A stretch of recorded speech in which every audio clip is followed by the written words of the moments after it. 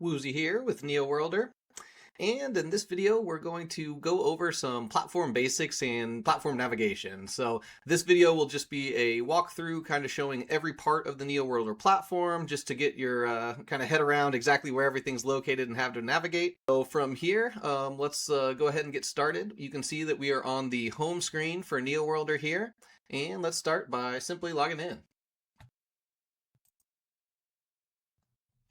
All right, I'm going to go ahead and enter my email and password here. If you are not yet registered, you can register directly from this screen. If you are a transitioning user from Loopverse, you should have gotten an email with the email that you signed up with, and you will want to register with that exact email in order to claim all your assets. I am now logged in to my retail account on the home screen here.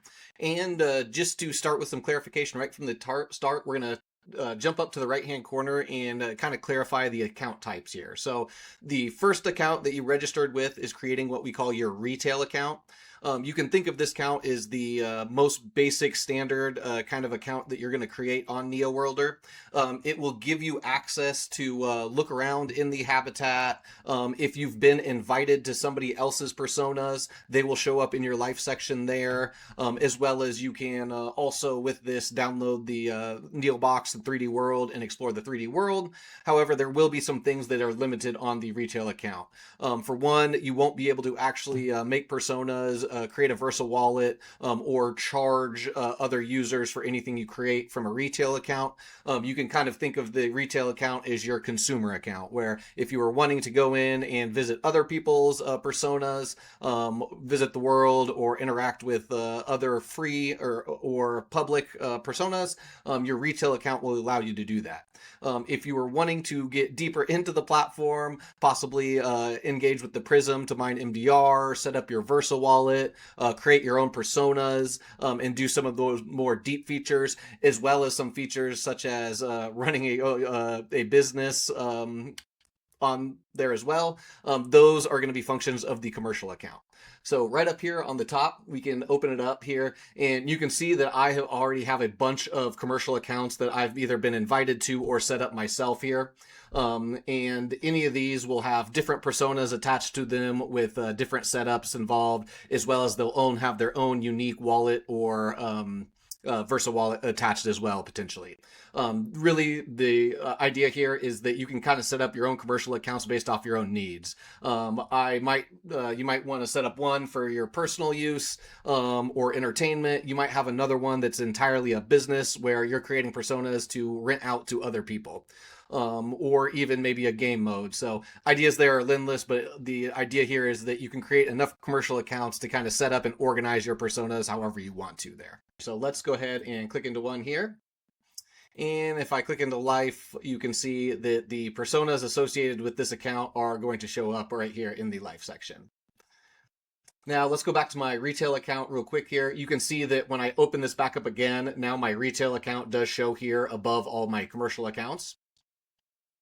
And if we navigate back into here, the reason I'm seeing a bunch of personas here and you guys probably aren't on your first retail account is these are all the personas that I've been directly invited to here. So as part of my testing, I work with a lot of different personas, and on my account, therefore, I actually have access to go in and talk to any of these directly from my retail user account. Like I said, you will have some more features and options to do variety of things on the platform from the commercial account. So I'm going to go ahead and go into one of my commercial accounts, and we will go ahead and kind of go through the navigation from here. So again, let's go to our home screen here. This is the home screen for this specific commercial account. You can see that I've got some quick links here. I'm going to kind of gloss over the home screen quickly here, just as we're going to go through each of these sections as we find them in the tabs here. All right, now let's go through kind of each tab section by section here and talk about what's in each one. So let's go into the life section. All right, when you first open up the life section, you're going to see all of the creator personas as well as any personas that you've created on this account will show in this AI Peoples tab. Creator personas will basically have two buttons here, a button to change the profile picture or a button to jump right into their chat. The creator personas, their only skill or ability is to help you create more personas. I have another video specifically on persona creation if you're looking to dive into the deep there. But just know that to create a persona, you'll need a creator persona set up. And then simply by entering into the chat, you can then start conversating with the creator persona to create the personas that you see down here. And let's go into the personas now as well. So these are the persona cards. Every time you create a persona, it will use a entity allowance. And then once you've consumed that allowance, you can fill out your persona by creating its backstory, personality, as well as adding any skills to it that you're wanting that persona to have. You can fill in its backstory, its knowledge base, its contextual knowledge, and then it will be available for you, or if you want to make it public, available for the broader NeoWorlder audience here. But let's go through and quickly look at the each persona tile here. So you'll see that we also have this same chat with persona button. Let's go ahead and go into the Woozy clone one real fast here. This is going to open up a portal that would be similar to the portal of the creator personas. And here you can see that we have this first inbox here where I can directly come down here and start chatting with the persona and have a back and forth conversation. If this persona was being used in campaigns, any responses to those campaigns would actually show up in these two tabs, depending on what skill we're using. We'll get more into campaigns and those responses at a later date. But let's go back to our life section. And let's take a look at the other tabs here. So you can see also on the Woozy clone here, our next button over is Manage Users here. So this is where the retail account kind of comes back into play here. If I wanted to grant somebody access to this persona specifically, but maybe not make it public, I can invite users who have an account set up and give them either the role of role or invitee or representative. But once I invite them to this persona, when they log into their retail account, they will see this persona with just the chat button, and they can then go in and start conversating with this persona. Now let's go to the next button here, which is the persona settings. Settings here, you can first see who's got access to it here. You can make your personas available to be found publicly. You can also have them available for the onboarding flow. This would be a use case where if you were running a business and basically creating personas that did some type of task, you could basically have a flow where users can come up and sign up for these personas automatically through this invisible flow. We'll get into that at more depth at a later time. You also have some pricing options here. You can set a price for your persona if you're going to turn it public. This is basically a fee for users to interact with your persona for the month, as well as you can whitelist users if you want them to get access directly from here. Also at the bottom of the settings, general settings here, we've got two other options. Open Deepen Life, again, I'll have a separate video going through all of the parts of this, but this is what allows your persona to actually start living in our world, the digital world, as well as having other users be able to find your personas on the map and conversate directly with them. From the 2D map, if you find the personas, basically it will open up a similar chat window to the portal that we were just looking at when you're conversating with the personas, and any persona that you run into in the 3D world, you can then basically have a conversation, or if they have skills attached, even use those skills there. Proof of existence helps you basically anchor your persona on the blockchain so that you can have a verifiable proof that that exact setup was yours at that time. Again, we'll get into a little bit more of this on a later video. Let's quickly go through our other settings here. Usage cap, if you want to set a limit on this persona for basically how many skills they can execute, you can do that. Attached skills shows you the skills that are already attached to this persona. Default skill, you can set this up where if coming into the chat, the persona will automatically have a specific skill selected and ready to use. And then down in identity behavior are some more things to help kind of build out your persona here. So attributes is going to be kind of just these basic fields here. You can see that you can kind of edit these at any time as needed. Another big Now let's dive into contextual knowledge here. So here's where a field where you can really kind of start dictating how the persona is going to start to respond. So you can see right at the top here, you can start adding in what kind of role this person should be. You know, are they a teacher? Are they a jokester? Are they, you know, meant to help people understand the platform? Are they meant to, you know, get into random conversations? Are they meant to say jokes? So whatever you're wanting them to kind of do or be, you can kind of outline here. The personality dossier is automatically created from the personality test that you kind of go through when with the creator persona when creating new personas, and that is automatically fixed in here. If we scroll down, we can also see that we have some of these fields are annotations fields. Basically, if you start noticing that the tone isn't quite right or they're saying things that should be different, you can add kind of tone or formatting advice in here just to make sure the persona is sounding exactly like you want them to. And then on core knowledge here, I'm going to start building this out with information about myself here since this is the Woozy clone. But here's where you can put factual knowledge or information that you want your persona to always know or reference here. So obviously for my use case here, I'm going to start just entering in factual stuff about myself so that if people want to talk to it, they can, it should feel kind of like me and be able to answer things in my preference here. So knowledge annotations, if you're ever if saying something and it gets it wrong, or if something's changed, you can basically change it here, and then that way it will always go for this more updated information. Also, when we start looking at the teach functionality, that's something you can do while conversating, or if you're seeing a conversation that your persona has, you can use the teach function in chats to basically make annotations that will automatically be saved back here. Specific instructions, similar here, basically describing the rules or conduct you want your persona to follow. And then specific constraints, kind of the opposite. You know, what is there any formatting or knowledge things or conversation topics that you want your person to kind of always stay away from? All right, last two to kind of finish this out here. They do have a do not disturb if we basically need a rule for when they shouldn't be responding. And we also have skill bundles here. I'll get into skill bundles kind of in depth here later, but the idea here is the NeoWorlder platform already has a bunch of base skills that we've been working on here for the last year or so. And what we're going to be doing is basically packaging them up in packages that our users want, and then making them available here for you to subscribe and attach them to your personas. Let's go back into the life section though, and let's take a look at the other subsections in life. So we can come up here and go into the life lab. This is going to be basically a list of your personas that you have created on this account and their statuses here. So a quick way just to basically either kill, deactivate, or view the personas that you have on the account, and to quickly see when they were created and the status there.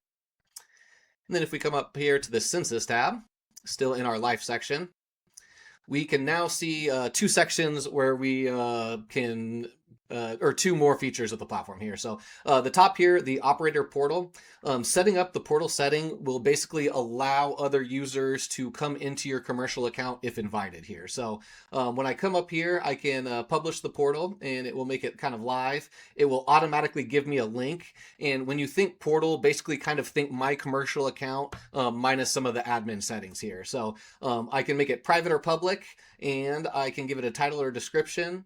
If I make it public, people will basically be able to see this and come in and interact with any of the personas on my account. Private might be a business use case. Maybe I've set up a couple personas that have knowledge of my company, as well as you know, customer base, as well as maybe all of our HR SOPs or whatever else company info we might need there. We could invite anybody that's employed into our portal, and then they could chat with the personas to learn about the business or whatever they needed there. Also on the census tab below is our activator section, which is where you can kind of build and set up campaigns here. So from this screen, you can basically select personas, select memory maps, select skills, and combine all those, and then create messages that then can go out. So the idea behind these campaigns and what makes them different from kind of other campaigns you've probably seen in the past is you have options here for having the persona follow up automatically with anybody in in the campaign, as well as if they get anybody that's a hot lead or maybe ask about something specific that you want to take over, you can basically have the persona send you a note anytime they get to that point in the conversations, letting them you know to take over here. So obviously a lot of business use cases involved in this. One of the ones that we'll see is, if you're a sales team and you're running outbound marketing campaigns, you may run these with your persona that can answer all the basic questions, but then when you want somebody actually to sign up for, a demo or to buy a product, that's when your persona goes ahead and gives you what we call a handover, letting you know that you should take over that conversation. You can kind of think of is extra data that you're wanting to give to your persona to do something. This could be a list of customers that you're getting ready to add to a campaign. This could also be something like a list of inventory that you're wanting your persona to reference in that campaign. Oh, excuse me. But in general here, basically you're talking about uploading either a CSV or PDF file, attaching it to your persona, and then doing something with it or having your persona do something with it. Again, we'll get more into details on some of the specifics of memory maps in a later video. But for now, I just wanted to show the section and show that memory maps in general work with other skills or campaigns in order to help your persona do something on the platform. Now let's transition over to the habitat. Habitat, you'll see the actual map of our digital world Arendelle. You'll see all the plot outlines here, as well as you can also come up here and search the different layers, sky layers, as well as the underground of the map. And you can even search for additional plots, plot stories, or personas themselves. So the persona search here is going to be searching for personas who users have used the Deepen Life feature on their personas, and they are now living in the world here. We'll go through another video later. I think I have one where I show kind of the Woozy persona and how you can kind of go find him on the map and talk to him. But for now, just know that you can search from here and find personas. You can also search for plots if you're looking to buy a plot or see the statistics on a plot. And you can also see kind of the plot rankings here of anybody that's actually been developing and kind of where they stand. But for now, let's go ahead and dive right into the Manage tab here. This is going to open up an area where you can actually see your assets here. So on this account, I don't actually have any plots or buildings here, but if you've purchased a plot or had a plot from transitioning over to us, it should show up here as long as you've got it staked on the platform. And any buildings or natural resource extraction plants that you've purchased will also show up here. You can click in and kind of see the details here. Below your assets is going to be the Habitat Marketplace. There is a separate marketplace under Commerce where you're going to go find things like allowances, but the marketplace under Habitat is going to be strictly for buildings, natural resource extraction plants, and energy. Get into the details of why you would want to manage your plot or buy these for your plots in a different video here. But for now, I just wanted to kind of show you this area is where you would go to purchase or maintain your plots and buildings. And finally, let's jump into the commerce section here. We're going to come up here and just jump right to this first tab before we go through them all here. So first tab is going to be our PRISM tab here. So when you enter in the PRISM, few different sections you'll see. Number one is the arena, which this will show the active PRISM art NFTs that are currently available to add time to. You can see on this account, it's grayed out here for me. I haven't actually consumed the PRISM allowance that allows me to come in here on this account, which is why it's telling me this here. Get invite will send you back to the commerce marketplace, which we'll see here in just a second, where if there is allowances available, you can purchase directly from there. We currently are, when we see the PRISM, you can see all of our queue down here is the NFTs that are getting ready to be into the arena. Once the timer runs out on one of these, they will go to the cooldown period for 24 hours before becoming eligible back into the queue to then come into the arena. Let's go ahead and click on one here and take a little peek. So if I did have a invite into the PRISM here, a few things I can do. I can come in here and buy mining minutes using USDC, or if I already have minutes attached to my account, it will automatically use those first. Every minute that I use to buy mining minutes with here in the platform, at the end of the timer will give me 3 MDR for every minute I mined. I can also, if I choose to, buy delay minutes, also with USDC for the delay minutes. For the delay minutes, I don't actually get any MDR reward, but this will push this timer back so that the minting actual time for when it comes gets pushed back. There's the last activity on the PRISM, and the stats for me. So each time PRISM Art NFT, I have a cap of this 1,670 mining limit that I can use before I need to go to the other NFTs or wait for that cycle to be done. Let's leave the PRISM now here and go into the marketplace. So I've kind of referenced this a few times here. You can, from the marketplace, you'll basically see the assets that are being that are available here currently. Like I said, we're getting ready to add some more just to have some available here. But then when you come down here, you can basically see the entity allowances that are available. So just at the top here, the creator allowance is what allows you to actually build the creator persona, and you must have that creator persona to then use the entity allowances. The entity allowances are basically used by the creator persona to actually make a full functioning persona on the platform. And then the PRISM invite allows you access into the PRISM, where you can then buy and use minutes on the PRISM Art NFTs. If you're somebody that also has a bunch of entity allowances or more than you need, you can also sell them back into the marketplace at a price of your choosing here. So it kind of works as its own economy as well. All right, let's keep going through the commerce section here and go to client management. I've kind of hinted at a few times that there's some things you can do to set up accounts if you're looking to basically kind of run a business out of it here. And this client management section is one of them here. So if I was setting up personas to basically give to a client for them to use, I can have them under a contract, and that contract will show here as well as their persona and any analysis or stats that my persona might have. Again, let's go to the manage sections next. This is going to be kind of my overview of my account here. So for this commercial account, if I was had personas that I was paying for, same with skills, or users that I was paying to be on my platform, all of these would kind of show up here, as well as a invoice of my billing history at the bottom here as well.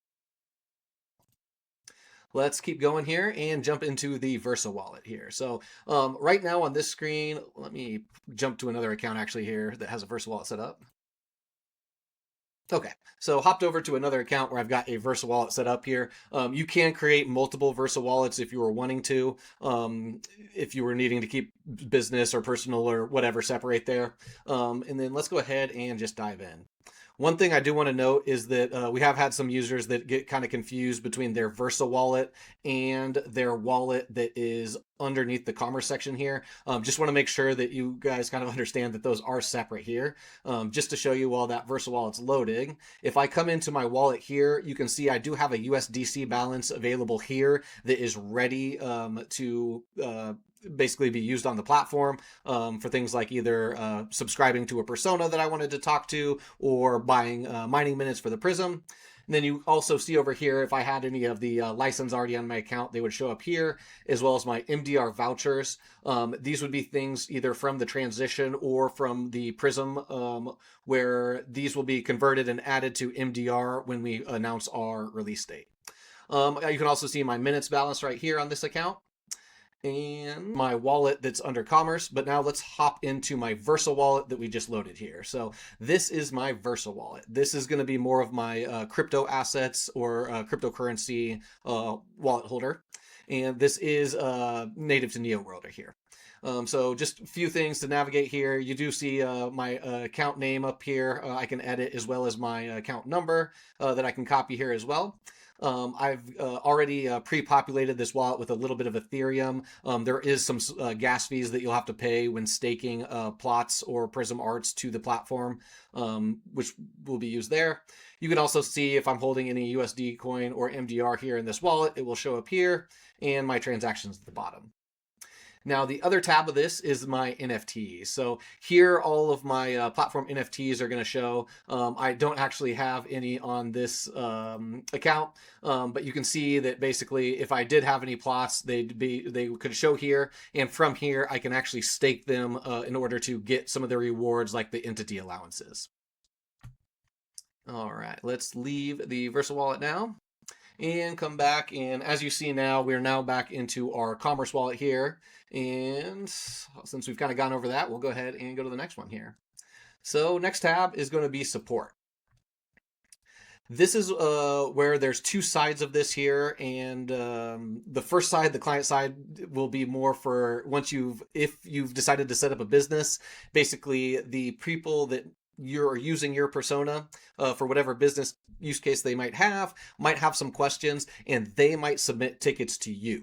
So this is going to be basically you managing your clients. If you're running into any issues or problems and you're needing to send tickets actually into us at NeoWorlder, if you come up to my tickets, this is where you can actually submit new tickets to the NeoWorlder team, where we'll review and get back with you there. Another quick tab on this, if you're just wanting to submit one, you can actually come back down here and click the support and feedback button and enter in your ticket here, as well as kind of the type and the details of what you're looking at there. And let's keep looking through our subtabs here. All right, so we've gotten Versa, support, wallet, unsolicited affiliates. We'll just briefly mention this here.